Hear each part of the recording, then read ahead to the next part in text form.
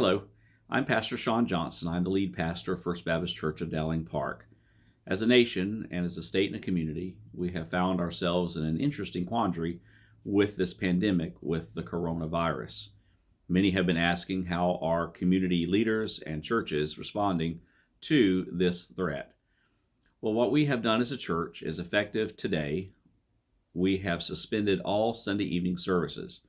We will, however, continue holding our morning services on Sunday mornings, as well as our Wednesday night activities, as long as the threat in our area seems to be minimal. It is very important that we safeguard those at most risk for this virus, and that is the very young and our senior adult population. This is a time, though, not to be filled with fear. The Bible says that we're not given a spirit of fear, but of power and of love and of a sound mind.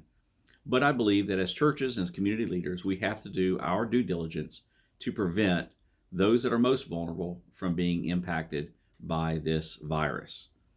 It is my stance as the pastor of the church that our church will maintain normal operations except for Sunday evenings, and we are going to practice social proximity, and that is reducing the amount of neck hugs. And we've always been a hugging church, but now we're going to bump elbows instead, reducing the amount of handshakes and having hand sanitizer available at the church.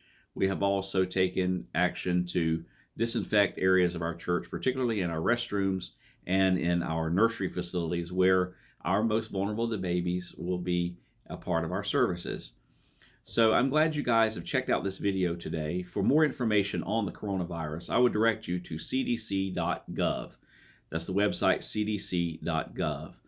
That would be and has been my trusted source of information. I don't trust media outlets or anything. They're going to get information either wrong, or they're going to blow it out of proportion, or maybe sometimes even underevaluate it.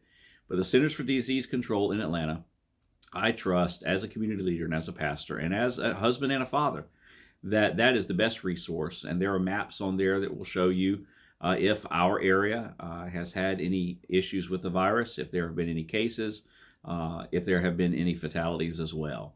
But this is a time, not, as I said, not to be filled with fear, but to do our due diligence. And that is not only at church, but that's at work and at play and at home.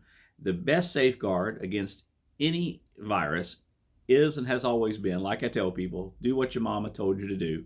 Wash your hands. Wash your hands. If you're at the gas pumps or you're exchanging currency, have hand sanitizer available that you can sanitize your hands, but just use common sense hygiene practices, and I believe we will all be okay. This is a storm we're going to have to weather, and we are prayerfully weathering it together.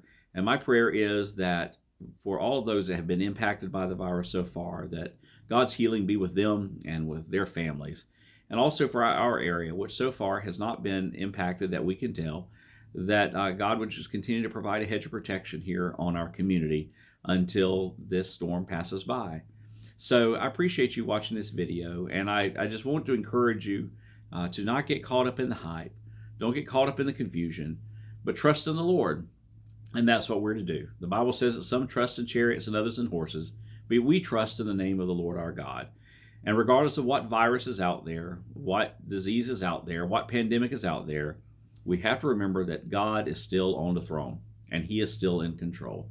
And until I see you guys again, stay safe. We love you, and talk to you later from First Baptist Church of Dowling Park. Bye-bye.